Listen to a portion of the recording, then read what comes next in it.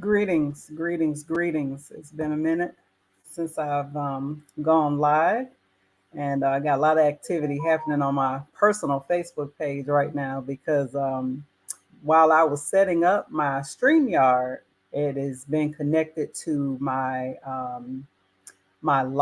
Facebook page and then also connected to the Black Knowledge page. But when I was setting up my StreamYard, it let me know, StreamYard actually gave me the message that Facebook says that you are indefinitely blocked from streaming live on Facebook. So my Facebook page is kind of, you know, a little busy right now with people commenting and responding to that. But it's been a minute since I've been on my platform, and it's good to be back. I've been getting a lot of messages from several of y'all like, "What's up with the show? What happened? We miss you. Bring it back." So, anyway, if you all are watching, I appreciate you. Hopefully, you all have already hit the thumbs up button and shared this out, since you know that good truth telling is certainly being repressed in these environments, which means that Black people need to be about the business of creating our own platforms so that we can tell the truth and get our message out there. Right now, we are streaming live on YouTube. YouTube has not sanctioned me or blocked me yet, but who knows? That might be coming sometime soon too, because they are also about repression and oppression. And I'm also live on Twitter right now, and I'm also live on Rumble. Remember, I kept telling y'all a while back to start getting on these other alternative platforms. Right now, I think there are more Black people. What's up, Wisdom Bars? I really appreciated your comments last night on Wale's channel. Watching that today kind of inspired me going live today. What's up, Wisdom Bars? Yeah, so um, let me know where y'all tuning in from. Let me know who's watching. Comment in the chat where y'all tuning in from, what part of the world, what part of the country. Like I said, this is impromptu. It's been a minute. I've been getting, messages from several of you all on different platforms like, what happened to the show? We missed your content. And as I mentioned earlier, found out that Facebook has blocked me indefinitely, even from streaming um, my StreamYard on their platform. So, repression is the name of the day. This is nothing new. My feelings are not hurt. I've actually been on two 30-day bans on Facebook back to back. And it was interesting both times because I wanted to see like if people would even miss like, my commentary. Several times people in my family was like, um, where you at? Are you at Facebook jail? Because they so used to me posting. And then of course several friends like reached out, like just checking on you, making sure everything is okay.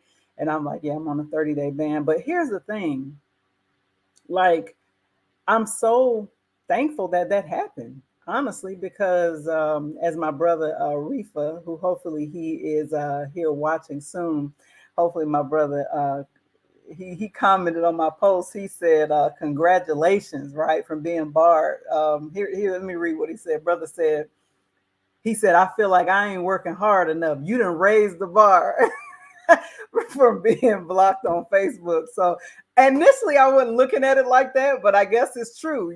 They feel like my political speech is something that they cannot have out in any atmosphere. They don't listen. What's she talking about? Now, if I was on there posting nudes, if I was on there, because did y'all know that Twitter allows all that stuff? Like, I don't know if any of y'all have ran across actual porn on Twitter. Like it's nuts. And I'm just like, y'all be banning political speech, but this stuff is running rampant.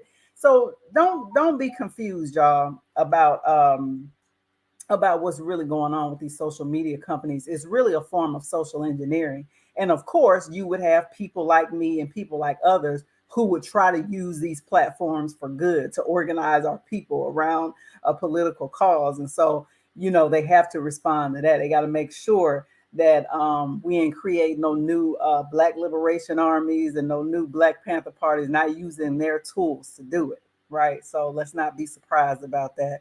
What's up, Oma Wally? I hear you. I didn't unsubscribe from your channel. I just realized YouTube unsubscribed me from your channel. Wow. So they unsubscribing people. Okay, yeah, because I was gonna say I didn't unsubscribe from your channel. What? YouTube is unsubscribing? See, I told you YouTube is also repressing. Um Rumble. I've been on Rumble a month. This has been months ago now, and I had as many followers on Rumble in 1 month as I had on YouTube after a year. So let's be real clear about these platforms. Rumble is a Canadian based platform right now. They actually came to significance because of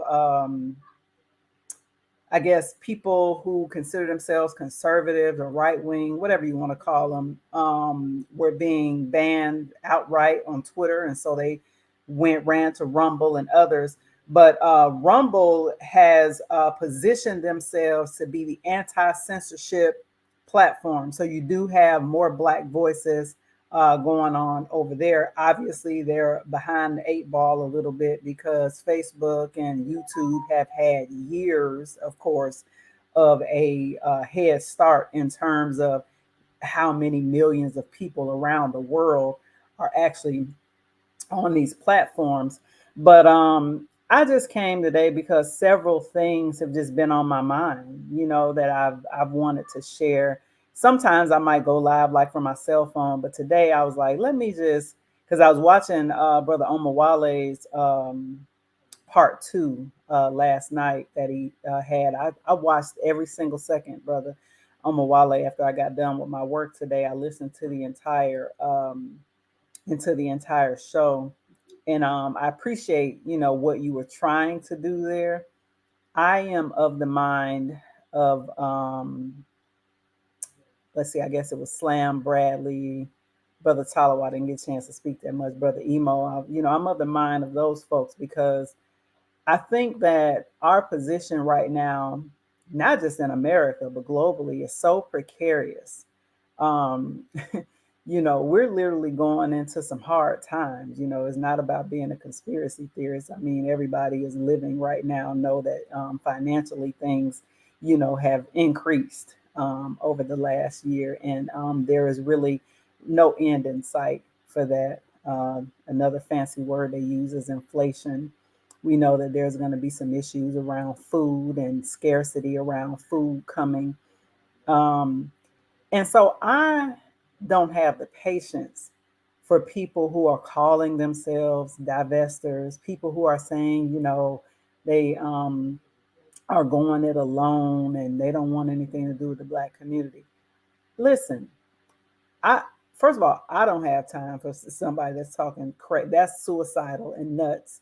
I felt the brother when he compared that to being a crackhead because we would not bring a crackhead on our platform and act like it's a serious conversation. So let's just be real. I think he was absolutely right when he said that. Um, but furthermore, I don't think those type of people need more of a platform. Talk about the people that are not being censored. Divestors are not being censored on these platforms.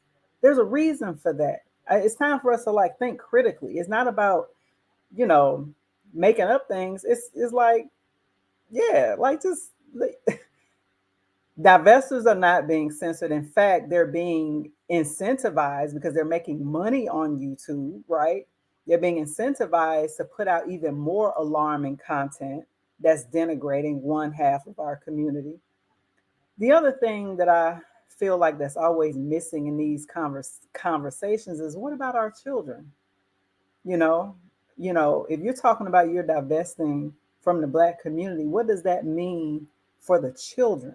What does that mean for our next generation, for our future? So anybody to me that's serious in the Pan-African nationalist community, Black nationalist community, those of us that are serious, I just don't think that there needs to be a platform offered to anybody that's talking like that. Because how is that helpful? We're not changing their minds. Um, and why would we allow them to come on our platform to even give that type of hate speech more air? They're getting enough. YouTube is incentivizing them. Twitter, Facebook, everybody, they're getting paid from all these platforms to talk that way. And so to me, putting two and two together, this is a counter-revolutionary agenda, and we barely, the Black masses can barely get a following. Why do you think that is the case? Because we are intentionally being censored. The social media companies have all but admitted it. These people know what a Black Pan-African nationalist, Black nationalist agenda is capable of. They are not about to let us use their platforms to organize Black people for anything positive. Why do you think they have taken over our hip hop music? You can barely even get R&B anymore. I have to resort, and I love it. I still love it. I have to resort to listening to R&B from the 80s, the 90s, the 60s, the 70s. You can barely even get music out of Black people that talks about loving each other and being serious about that. Like, so to me, the agenda is real, divide and conquer, and so to me, I just think that those type of people don't need to be on nobody else's platforms, not those of us who are serious about loving our people and organizing our people and, looking towards, liberation and freedom and what that means for us. And also about rearing our children. We have to get serious about that. I am so disgusted in so many ways about how unprepared we are as a community for some of the things that, for me, having a historical lens and historical analysis coupled with what I'm observing happening in everyday communities, I am very much concerned about just the unpreparedness that I see that's happening in our community. There is no preparation in terms of a huge movement of those of us trying to figure out how we're going to educate our children like we did after enslavement. After we were freed, we immediately organized ourselves and pooled our resources. This is out of slavery, right? Like, think about what Black people were able to do. This is not romanticizing anything, this is truth. Creating benevolent societies where we knew our position in this country very clearly, and we knew that it took solidarity among all of us to survive. You're getting the opposite type of narrative from a lot of these so-called YouTube personalities and people who are being incentivized by these platforms like YouTube and others to spew this type of divisive rhetoric and going it on your own. You're literally looking at pan-Europeanism in the media today with relations to what they are telling you, which I hope you don't believe any of it at face value. If you do, that's on you. Um, we witness pan-Europeanism every day. NATO. What do y'all think NATO is? It's a white supremacist institution. But these westernized white people understand that it takes their unity and solidarity to have a fighting chance. But you got American companies and American social media companies telling Black people that they need to go, women, you go it alone, Black males ain't shit, go it alone and all this other thing. Meanwhile, they are funding and creating their own unity and creating institutions called NATO and other Western imperialist institutions.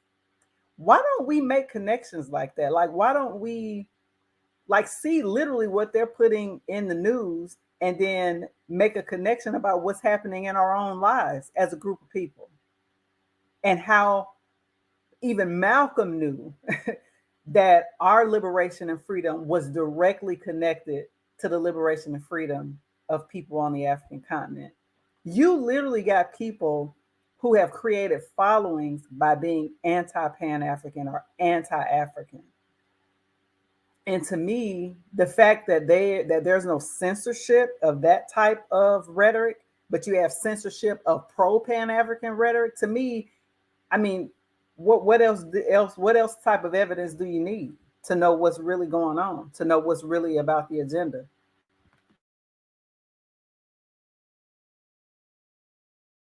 So um, we just have to be very clear about what our future is, what our future is going to be about or should be about, and why it's important for those of us to at least have something called operational unity. Now, clearly, Black people aren't a monolith. We know that. But what is monolithic is universal white supremacy and anti-Blackness. That is monolithic. And that is something that I believe we should have some unity around, eradicating the overall overarching oppression that literally oppresses Black people all around the globe. And for those of us who don't want to focus on that, right, because you feel like it's too big, or you feel like, let's just be real. Some of us have probably looked at history and said, well, they killed Malcolm, they killed Martin, Asada Shakur in Cuba, never been able to come back to the US, missed her mother's funeral. Some people have probably looked at our history and was like, well, I don't want to go that route.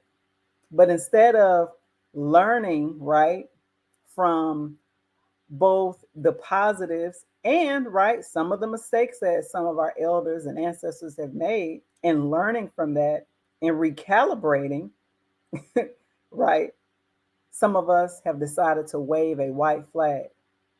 I don't have it in me to do that because I love us too much. And granted, it is very, um, how do I say this? It is very, very, it can be a heavy burden to bear, to carry the deep type of love that you have to have for a community, um, to work towards righteousness and to work towards what true liberation and freedom um, really means for us. So um, I wanted to do something a little different this evening. For those of you who are watching, I can post the link to the StreamYard for you all to come join me. Here on the platform, I'd love to hear, just your own thoughts about some of the things that I'm talking about. Let me read. Let me see here. Mary Pepper says, she says, "Hey there, Texas here. If porn or something stupid is posted, it's okay, but anything concerning politics or black liberation is blocked." That's increasingly the case. You're absolutely right, Mary. And Wisdom Bars, if you're still there, I would love to invite you up on the platform if you're able to join. I'm gonna put the link for y'all to join the StreamYard in the chat here. It is in the YouTube chat. So if you want to join me here on the StreamYard, now if I don't know you, you're gonna have to at least turn your camera on in the back so that I can know that you're a real person. Because that's the other thing that's happening too that I noticed, especially on Twitter. Um, Twitter is known for bots. I don't know if you all paid any attention to when Elon Musk was making a big move around Twitter in terms of buying it. And he put a clause in there that he wanted them to publicly share just how much, like the percentage of Twitter is actually bots and not real people. There's even been some articles that have come out now that, some studies and stuff, that have been done and saying a lot of people, Twitter is also very, very connected to the United States so-called intelligence community, meeting the alphabet agencies. So that there's manipulation there. We have the historical reference of COINTELPRO to know what these people are capable of. If they were writing letters and sending letters to Martin Luther King's wife and videos and pictures, if they were writing letters to Bunchy Carter and them in LA and saying it was from the US organization and got them being in a shootout and killing, each other. The same type of things are happening today. I don't know how we can seriously look at, our community today and think that somehow the manipulation has stopped. The manipulation has simply evolved. So I put the StreamYard link in there. So if anybody is interested in coming up with me on this impromptu live here and responding to some of the things that I'm talking about with regard to censorship, regard to the manipulation that happens a lot on these social media platforms, the types of things that gets pushed and elevated and incentivized on these social media platforms. Any of that. I welcome folks to come on up um, if you're in a position to do that. But yeah, I didn't plan on staying here long. I love us so much. I just shout out to my husband because he listens to me, so patient with me. He's with me during all my highs and lows when I'm thinking about things in terms of the work and things in terms of the community. He's also been very much of an encourager to me um, in the work and helping me to kind of stay focused on the positive, because I can get really focused on everything that isn't right and everything that isn't going right and get very focused on all of the challenges, because I think it's easy, when you're you know dealing with a bunch of challenges and the challenges that faces us, and certainly the increase in technology being used as a force for manipulation. It is definitely something something to behold, something to consider, in terms of how we're going to be using these platforms. So Yeah, I didn't want to stay long. Like I said, this wasn't very scripted. I did want to announce that I am going to be having a show this Wednesday, bringing in Brother Talawa, Sister Niara from Ghana, and we're going to be talking about Black relationships and also um, Facebook post that I did maybe a couple weeks ago where there was a picture of Serena Williams and a picture of hmm, Lord, I'm losing the sister's name. She was pictured next to Serena Williams, but they both retired. The other sister is a track star. Also had complications during her pregnancy, like Serena. If anybody remember that, if you watching me on my Facebook page, you remember that post. Do you remember who the other sister was? She was a track star. Let me see if I can pull up that post because I post so much.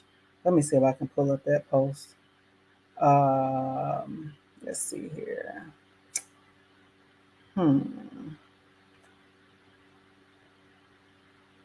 I'm gonna see if I can find it on my page. I post so much, so I may not be able to find it.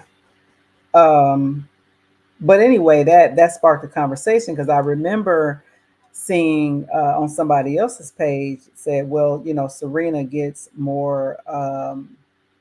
She gets more media, fame, attention because she's married to a white man, but the other sister didn't get as much fame and attention because she's married to uh, a black man and has a black daughter, and so that post created. Oh, here it is. I found it from September 7th. Yes, I found it. Okay, so the other sister was Allison Felix.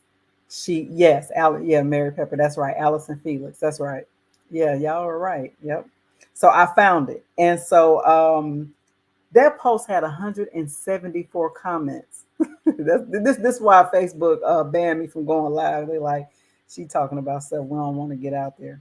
And now this post is just political. It's not anybody calling for anybody to be murdered and killed. It's not. It's just it's political. It's political speech. And so it was interesting because a lot of people. Now both of these women are black, right? Like, so it's not like a black woman and a white woman, but so many people came to the defense of, or what they perceived, I guess, coming to the defense of Serena Williams. Um, and so some really interesting things came out of that post. You know what I mean? And so we're gonna have an important conversation about that, and probably pull up some of those comments if we can. We'll probably pull up some of those comments. We even got into, I think, on that post something called blocking me into. Lots of people end up inboxing me like, "Girl, I had never heard of that. I'm researching it. Oh my God, I never thought about that." So that's the other thing too, is like having a global perspective. I said earlier that anti-blackness is a global phenomenon, and it is. um, but you have different schools of thought from the supremacist standpoint in terms of how they manage us, because these people have studied us, Lord have mercy, for years, decades now. Studied. So you have the school of thought from those who are literally incubating, using our bodies to continue themselves. And I don't want to get into it tonight because Brother Talawa has actually studied that a lot more than I have. And so that's why I'm bringing him on the platform to speak to that. Sister Niara as well, who's based in Ghana. She also, has studied a lot of that whole piece around this interracial coupling, particularly white and black interracial coupling, and the increases in terms of media portrayals and commercials. Just all of a sudden, there's a white man and a black woman is all over our TV screen. So, if people think that that's happenstance and just a coincidence, then I ain't trying to convince you of nothing. Because if you think that, then you can't be convinced. You have no political knowledge, to even start from.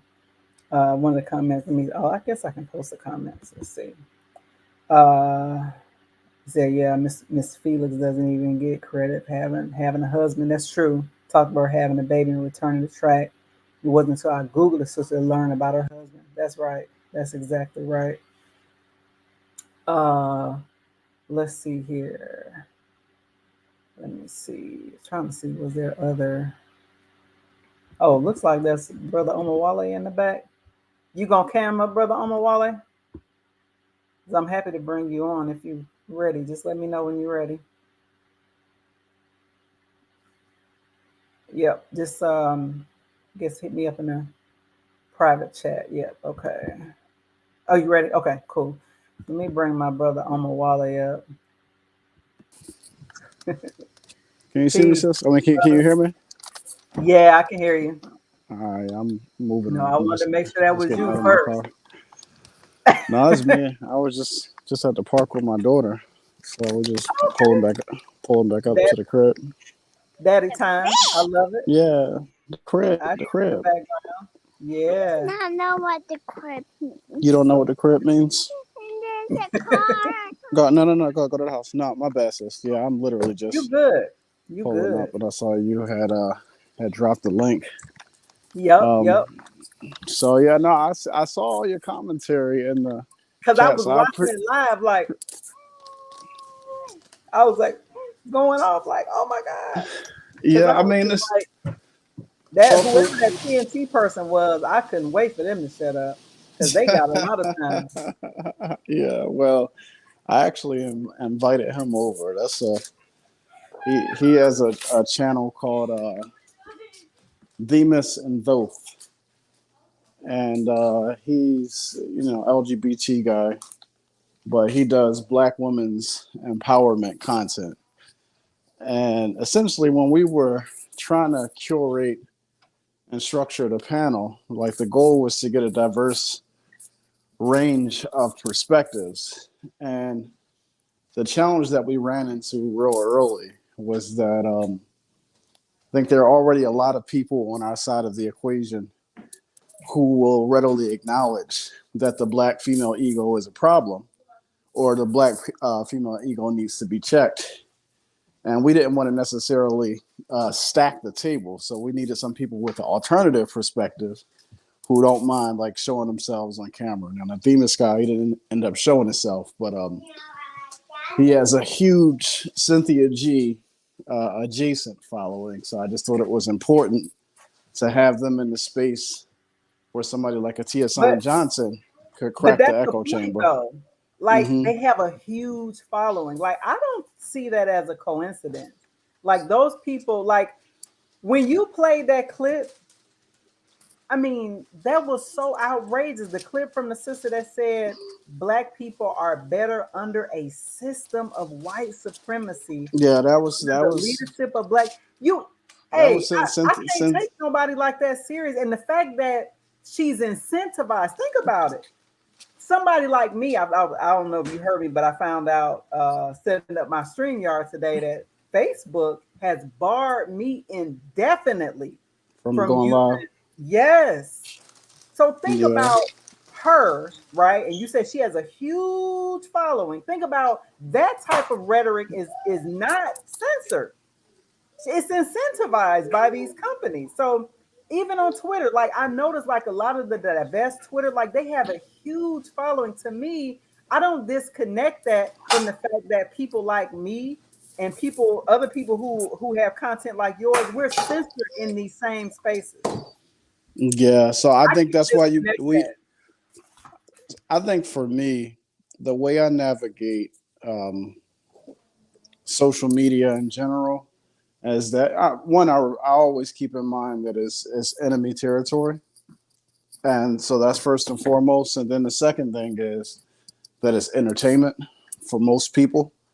So I think that when we're talking about just our content strategies and how we use it, I think for one, the reason why I probably haven't been blocked from Facebook is because I don't use it.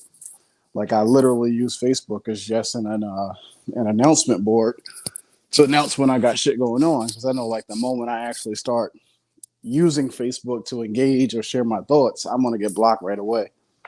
And Twitter, I started using Twitter probably back in 2016, but over these last 2.5 years, I've found it less and less useful. For one, I'm shadow banned. So if you've been following me, you'll see that my follower count Yeah, I is am just too. it doesn't move at Yeah, they all. shadow So banned you. Yep. I'm definitely shadow banned on Twitter. But also, when we talk about divestors, like it's just not black men or black women divesting from black men. There's black people divesting from Pan Africanism or from Yep. African. It's like All of that.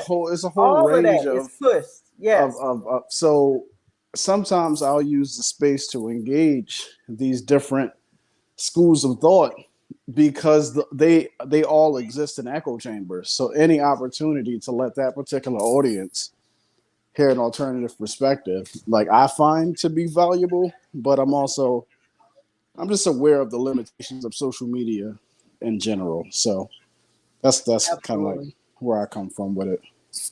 Yeah, no, I absolutely. There's definitely limitations to this, and especially when the censorship kind of start kicking up. Because I do remember when on Facebook you could post anything. There was no like, they hardly had any moderation. You know what I mean? So I'm not like saying that of course they shouldn't have some moderation. I don't think you should be able to recruit serial killers and certain things. But I guess to me, once you get into censoring one thing, then you got to censor all of some things. And so to me, that's why I'm generally opposed to censorship. So like when people were clapping when Alex Jones got booted from YouTube, I wasn't. Like when Yeah, people were me clapping, either. I mean, same thing because with my same thing thing with is Trump. like, yeah, even with Trump, like when people were clapping for that, so y'all don't get it. Yeah, Like, yeah. Well, I I mean, mean, it's political speech. I mean, you let said it. the KKK say what they want to say. We should want to know how they feel. Why do you want to be kept in the dark and get stabbed in the back? I don't understand people. Yeah, you said it. You said it earlier in the show. Like we're in dire times, and society We at are in dire large times, and so is. for people getting up, that sister said, and it was at the beginning. She said, "Oh, divesting means we're divesting just from not just black men, but the black community." She would have had to go right after that because that Yeah. how can Well, you no, have a conversation that's healing she's if you so she's divested from the black community? so she's critical, and I'll tell you why. When you look at the divester community that's online, most of the people hide behind the shield of anonymity.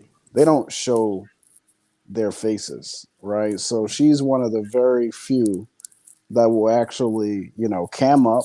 Apparently she is from North Philly. I don't know her, but I know there. I've saw people that are from the city that say that they, know her, kind of like know her story or whatever. So what's clear to me is that there's definitely some level of like trauma there. Trauma, And of course. I was talking to my wife last night about the situation too, and she said it's almost like religious with her, like the divester thing, because you can literally use logic to walk her right up to the end of her argument where her argument no longer makes sense, and she will not let it go because it's the narrative, it's the sense of belonging to a group where she can like have her pain kind of like heard, you know what I mean? So I think for me it was very Well, important to allow like Sister My Aunt to exchange with her, to allow Dr. T.S.N. Johnson to exchange with Themis and Thoth, because what those folks do is they just sit in their echo chambers, and whether we like it or not, their audience is consistently growing, and it's mostly like young people who have come of age in this social media avatar era it's where dangerous. they Yeah. don't have any connection with real people who have real thoughts. So any opportunity we can to insert a different point of view in those discussions, I think is helpful. So you know, Then she needs to be inviting you to her platform then if that's the case. And if she was, I guess, but again, like she's probably not because she's clear, like, I just don't have any interest. You know what I yeah, mean? And so you're right in terms of I still, obviously see it as a strategy. We cannot divorce racism and white supremacy from the technological world. We just can't. You know what I mean? Clearly, it's built in. We know that there's several reports. There's even a couple of black organizations that have been found. There's algorithmic justice that has been founded by a black woman that where she has pointed out the built-in biases, anti-black specifically biases in technology. So you're absolutely right when you say yeah, they're growing and things like that. But be clear that they're being allowed to grow, right? Like because Yeah, yeah. I it mean, advances you get a on certain agenda and is helpful, and you get on right, you get on to certain Twitter. people. You get on Twitter. Foundational Black Americans are trending like almost every time you I get know on. So it's so sick. It's so sick. But the one of the things that I think I think that we still have a chance because, especially with Twitter, um, those people do not have a real community outside of and their Twitter sort of group. Now, ADOS was different. I don't know if you remember, but they actually started forming real organizations and was organizing in the community. And now in California, they have a reparations task force. So ADOS, I think, was different. FBA is all online. yeah, well, I've just from me engaging online for, like I said, Hmm. over the past couple of years, I don't even want to, like, in terms of like tweeting and posting and stuff like that. I don't Hmm. even really want to engage or connect with people at this point. Like, I'm just Yeah. I'm over it. Like, so Right. if people aren't doing anything like in the real world, the Exactly. the ignorance is so thick online that the only time I truly open myself up to it is when I like do a live stream. You know what I Yeah. mean? So my public live streams that have entertainment value, I keep in mind that like that's the focus of what those live streams are. You know what I mean? Yeah. So I acknowledge limitations that they have. Right. But other than that, like I'm focused on real stuff that's bringing us together. Like this project that I'm working on with the documentary.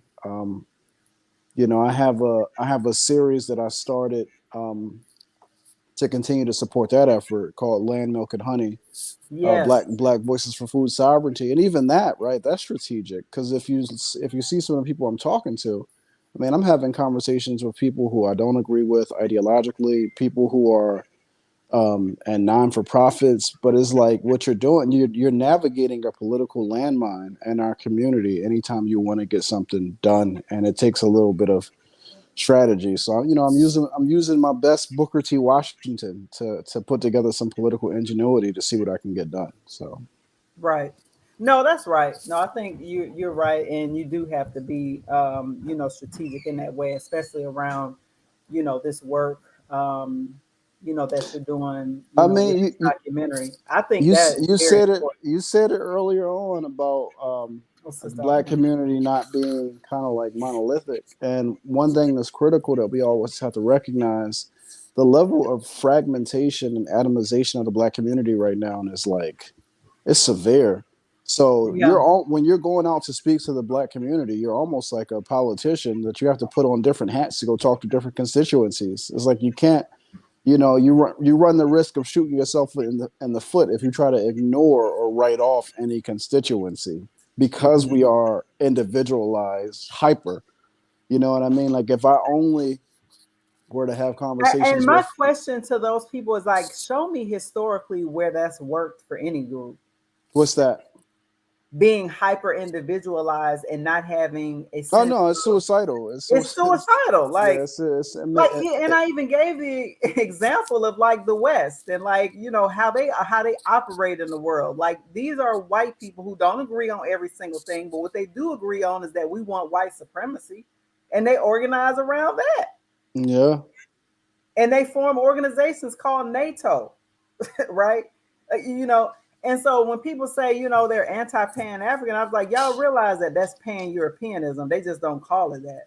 Yeah, for me, sis, man, the level of ignorance, like I said, is so thick and it's so calcified and concentrated online that in so many spaces I refuse to even engage in because if I try to engage, I run the risk of being condescending because people, social media has given everybody a microphone to speak, And some Yes, people that's are it. so unintelligent and so ignorant that Yep. like it's almost impossible not to be condescending, because their level of knowledge is just it's embarrassing. It It's is. actually sad. So rather than come off as talking down to people and stuff like that, I'd rather just remove myself from certain spaces, because the beautiful thing about the real world is when you're not talking to avatars and you're talking to real people, Right. people who are not qualified to be in the conversation, they will censor themselves. Right.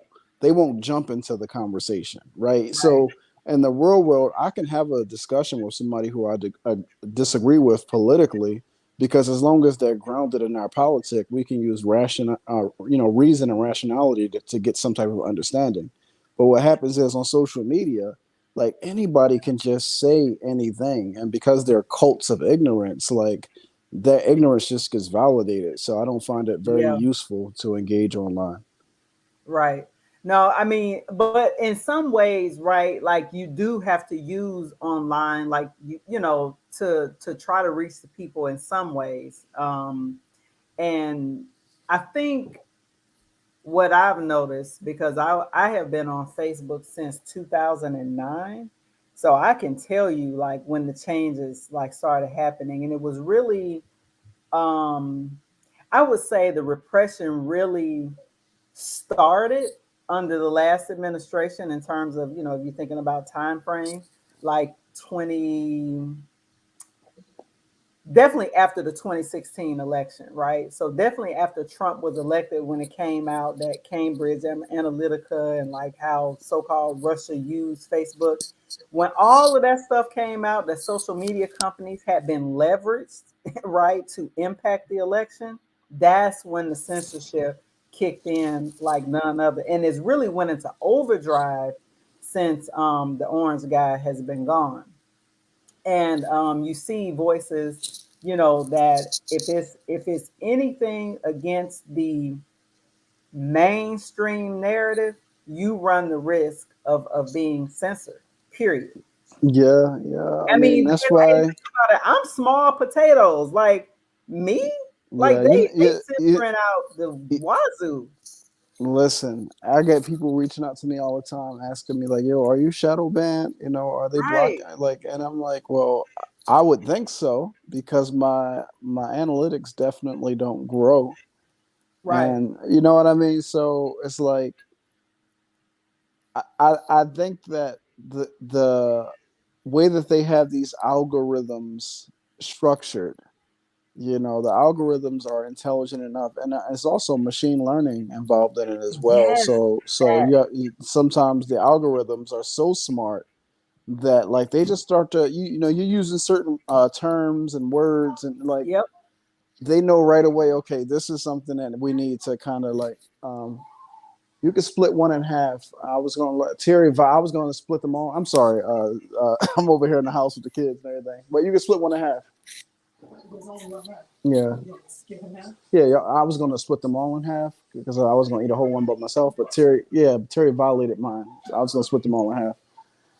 Yeah. I'm sorry about that. I just No, got you back. good. Yeah. Yeah. Fathering is life. That's what we doing in the real world. Yeah. Yeah. Yeah, I'm going to hop off here myself because got to get my little young one in the tub and get them ready for school tomorrow. But no, I have just been like just feeling um just so much angst just recently because I'm like, I know that there are people with certain that have huge platforms, right? And I'm like, why aren't they like bringing this information to the people, like all of this stuff, like what you just mentioned? You know what I mean? Like, I mean, You know what I'm learning, sis? And now, I'm not gonna say that I'm learning, but that's being reaffirmed with me. And this is why I'm also careful the way I move on social media, because the people in the real world who you need to work with to get things done, and the people that are doing solid work in the real world don't have huge followings online. it's so true.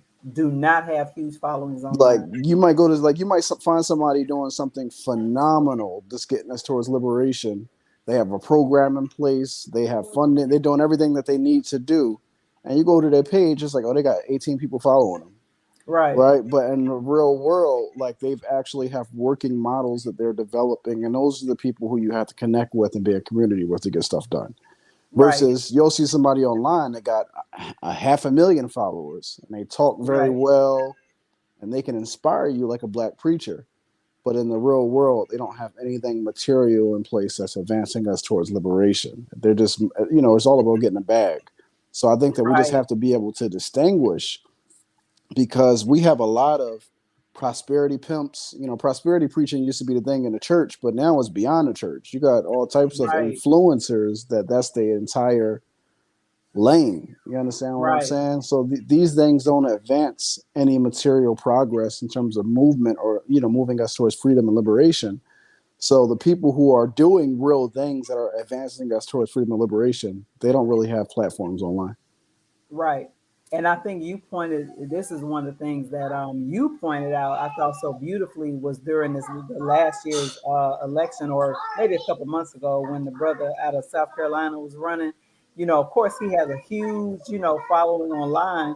But when we actually looked at how the votes shook out, I was actually shocked that he didn't get more votes, because the perception, right? Online.